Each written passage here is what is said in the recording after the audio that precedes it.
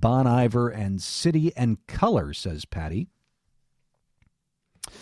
Jon Pattie's dedication and drive to make a name for himself in today's industry astonishes many and can clearly be seen through the progress he has made in less than a year. His previous performance schedule includes festivities such as South by Southwest 2016, one of the best music festivals in the United States, in my opinion, at the Texas Crawfish Festival, and has toured in California and Minnesota. He has played over 100 live sets in less than a year, which has helped him develop a stellar and engaging live show that involves all audience members. He has been featured on blogs such as Mysticism Music, Music Notes, and Et Musique pour tous, and now in Pop Song Tech. He's been added to multiple radio playlists and has been featured on the Simple Music podcast multiple times. We hope to have him back multiple times on Pop Song Tech too. His newest EP, 321, was released in August and demonstrated his many years of experience in songwriting, producing, singing, and guitar playing. His music uses common themes found in today's popular music while also incorporating a personal, unique, jazzy touch and chord progressions that mirror the music of John Mayer. 321 is on all major music retailers, including iTunes, Spotify, Google Play Music, Amazon Music, and more. I purchased the album off of iTunes myself, and I'm happy to share with you today the featured song today on Pop Song Tech here from Jon Pattie. This is Home.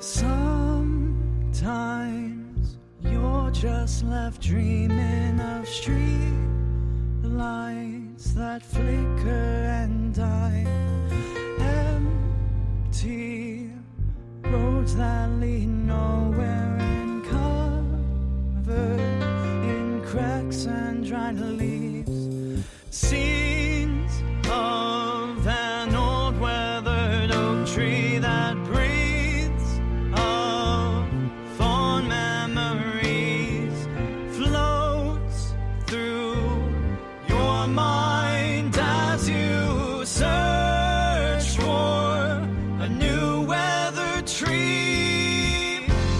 Just hope for a better place. Just hope for a better time. If you're lost and alone, with everywhere to roam, just follow my voice and I'll take you home. I'll take you home.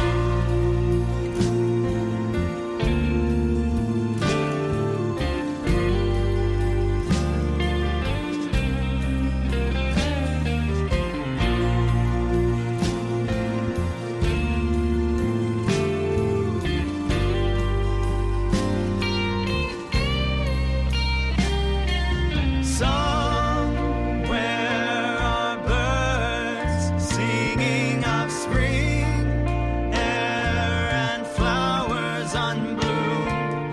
Warm nights cradle your dreams as you shamble down this road to truth that will take you somewhere close, that will make you believe how restless it can be to be unseen.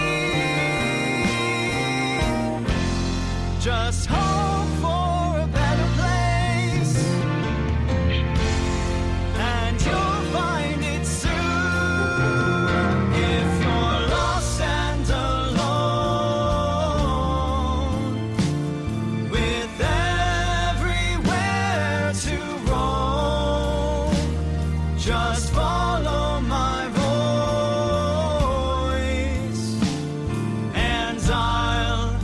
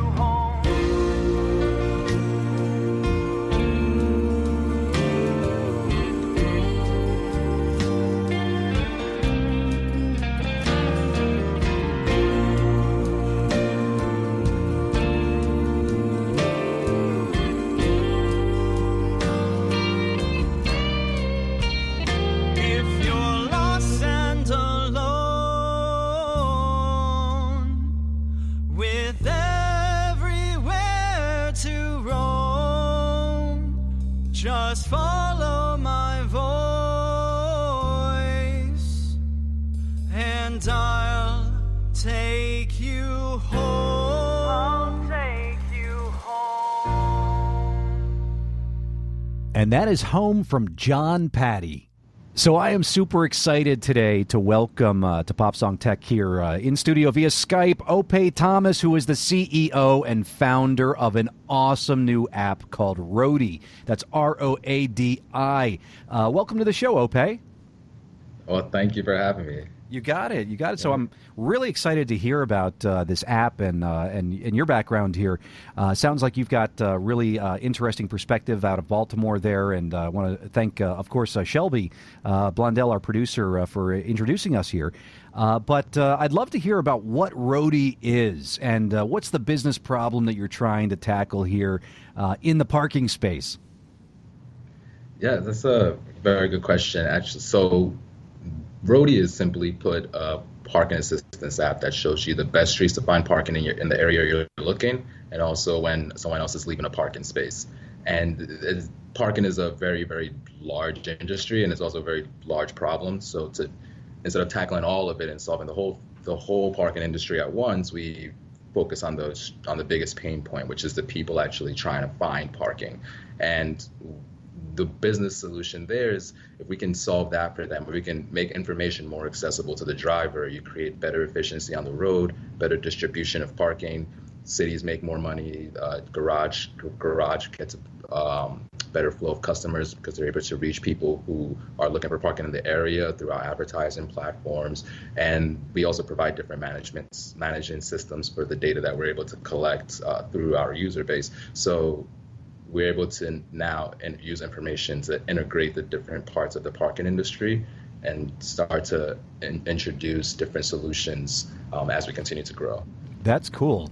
And I know personally, so I live in the northern Jersey area and work in New York City. And I lived in Hoboken, New Jersey for like 13 years. And Hoboken is notorious for having some of the worst parking situations in America. Mm-hmm. There are, let's see. There are so many people that, live there. I think there's maybe 50,000 people or so that live in Hoboken. No, that's not right. I can't even... is that right? I don't even remember. But there are more pubs per square mile, more bars per square mile in Hoboken than anywhere else in the country. And it's known as being kind of the place to be if you're single. It's also one of the hottest places to live if you're kind of a young adult and that such. But I got to tell you, my experience of parking in Hoboken was awful. And even today, I don't live there anymore, but I still work in the city and oftentimes drive into the city. And trying to park in New York City is an adventure in and of itself every single day. So this is a monster pain point in my life, and so I'd love to hear and share some ideas with you about what I do today to find parking and see how Roadi can improve my own experience and the experience for our listeners. Because today I find myself having to spend money oftentimes on parking garages in the city. And I would love to be able to find where the non-parking garage, non-paid areas are to park in the city. And I know the general geographic areas of those in Manhattan, for instance. You can typically park in the Hell's Kitchen area, but it's hard to find a parking spot because the cars are always there. So how is Roadi going to fit into solving this problem? So this is actually a very interesting problem because it's almost at the center of what we're doing, even though we're not approaching it directly with the payments, but being able to improve that distribution. So you want to find where the free non-paid parking spaces are, you said? That's right. I want to find the non-paid. So garages in New York City, for instance, and in many other cities, they charge you an arm and a leg. You can get around it if you get the early bird specials at the parking garages, get the reduced rates, or if you go online, like with Icon Parking Systems, which owns a ton of the parking garages across New York City. They've got coupons that you can print out in advance, but you got to do all this pre-planning, and it's still expensive. Yeah. And I know that there are parking spots for free in New York City on the street, but it's so hard to find them. Yes. Yes. So that's really one of the next steps that we're looking to introduce. Right now, we're showing you availability. So we're trying to get you to the parking space. Next step we want to do is start to show you more details as far as how much it is to pay in one area, where it's free, and hopefully we can start to do things such as demand pricing, where it changes throughout the day based on the demand in the area that people are looking for parking. So these are some ways that we're trying to capture that information, because many people do ask for that and find it. And the payment aspect of parking is a huge pain point also. So we introduce just in the information aspect. So next we would be able to show you where the free spaces are, where the paid spaces are, how much it is in those different areas. And hopefully with that, we can also start doing things such as suggestions.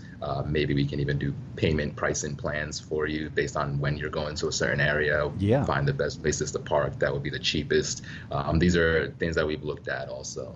So has parking been a problem to you personally? Is that why you chose to tackle this monster pain point? Oh yes. I mean, if you think about it, right? But or not even think about it, but cars are parked 98% of the time that we own them. So and in doing that, you have to go through the action of parking. So if you're in a city, that's a large portion of the time you actually own your vehicle is dealing with parking. So for me, when I moved to Baltimore, the area that I was in, it's called Mount Vernon, and it's very difficult to find parking. Mm-hmm. If I want to find parking, if I want to have insured parking, I have to pay for it monthly. And in my apartment building, and it's a couple hundred dollars a month. Yeah. And if I don't do that, I'm risking tickets. I'm endless searching all the time. So it's really annoying, just to say the least, you know. Yeah. So and when I moved here, about 2 weeks in, every time I tried to find parking, it was tough. And even before I moved here, I was still going to the University of Baltimore, and when I would come for the classes, it would take me almost the same amount of time looking for parking, sometimes more than it took me to actually get to the campus. So this was just the problem. It's just every day, constantly, and many people are experiencing it. So when I got a ticket for parking in the wrong place, I became frustrated. I got to tell you, I mean, I got plenty of tickets in my days living in Hoboken, and I didn't want to spend the $400 a month it was for a garage, and you could do it on the street for free, but you always had to know the alternate side of the parking rules. And at the end of the day, my car got towed maybe 3 or 4 times, and I had to go to the impound and get my car out of there, and that was like $200, but still cheaper than the garage is. But man, you're right though. I mean, time is money, right? And the time that you spend, maybe it's a half hour just driving around Hoboken or Baltimore or wherever it is, trying to find this parking, could certainly be alleviated with solutions like this. So the tie-in here is not just to garages, is that right? It's also to on-street parking? Yes, actually, our focus is to find on-street parking availability. Garages are able to show their garages on our platform, and we're introducing some services to them where we'll be able to show their availabilities and vacancy as well. But really, where it's really lacking is on street parking. There's no information. It's where the majority of people want to park. So really trying to hone in on making that information available to drivers and making it easier for people to park on the street, and then allowing that same process to be available for garages, so then they essentially can compete with each other for people who are looking for parking as well. Right. And so how does that work though? I mean, how does it know where there's a parking space?